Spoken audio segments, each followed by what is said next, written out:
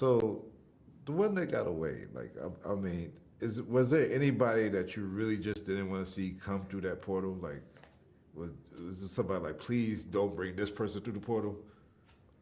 Let's start with I you. think I think everybody who came in, you see someone come through, right? And you think back to that time with that person. So whether that was a crazy trip in Vegas or you met them in high school, I mean, it almost was crazy because it brought me back to that experience and it reminded me of who I was in that time frame.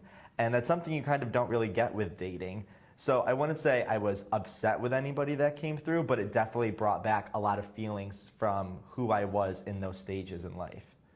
I'm curious, and I'm learning as I go about different fluidity and sexualities. But how was it revisiting relationships, whether romantic or not, from before you came out to now? Because I feel like you must be like, I mean, we all like grow and be different people, but like I feel like you must be after coming out of that, you must be like a total different. Like, how is that mixed with? I feel like I've been a completely different person. So I mean, a lot of the people who did come on, I knew as a straight Jeff, and for them to get to know me now and just kind of see if we are compatible. And I mean, a lot of the guys who came on, I also knew when they were straight, right? So to meet each other as mature, grown, adult, gay men who are all out and just see if we're compatible was a crazy experience.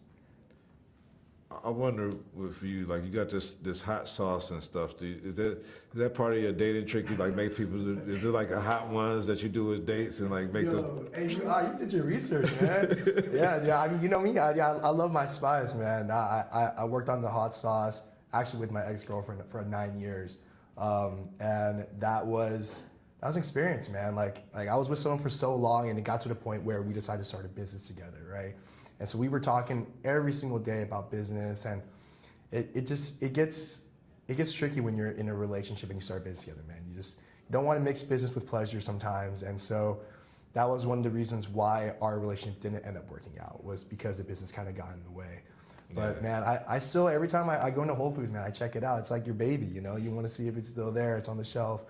But yeah, I'm still incredibly proud of it.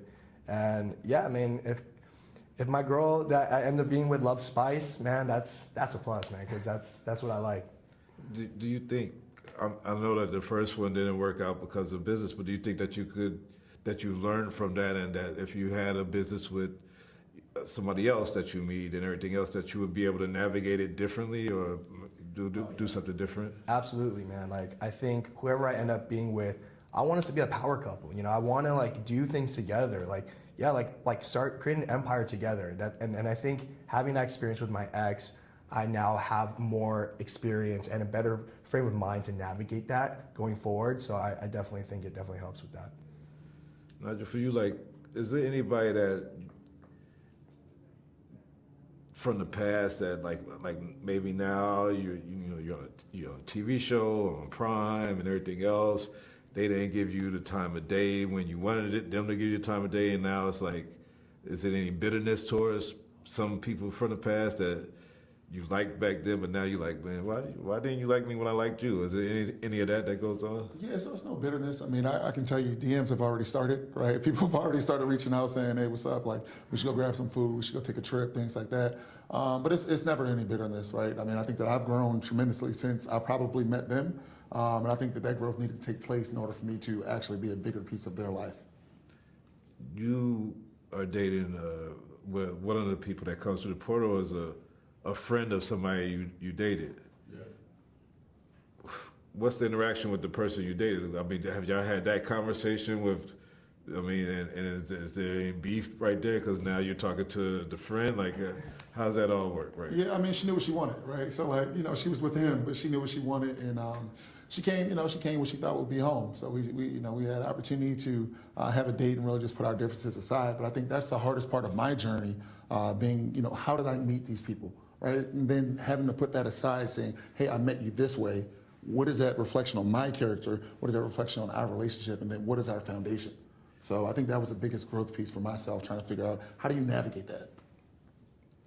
Jeff, did you watch these type of? I mean, there's so many shows like, you know, Love is Blind and 90 Day this and whatever else. Yeah.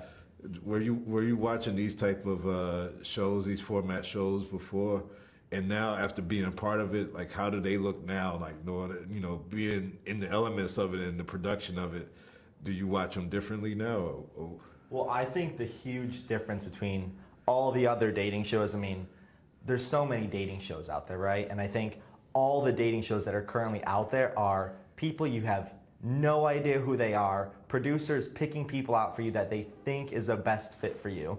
And this show is truly all about like genuine connections and people who had to give up so much just to say, wow, like I would love to go on a date with Jeff and see if we're compatible now. And I mean, they had some people quit their jobs, some people left their families, and like, you know what I mean? Like some people even had like a kid that they left at home, right? I think people gave up so much to see, are we compatible after this person I knew from years ago? And so we really are a dating show that's never been done before. And that's why I have, just like I'm so blessed to be able to be the first crew to be able to go through this experience. Because I mean, let's face it, you watch The Bachelor or 90 Day Fiancé or whatever those dating shows are, and it, to me, comes off so calculated, you know, like each season is cut the same way. You know, there's going to be this like 2-on-1 date, or some girl on the show is going to be all the drama, and we were not calculated. Like what you see is each one of our personalities, the good, the bad, the weird, like you get it all.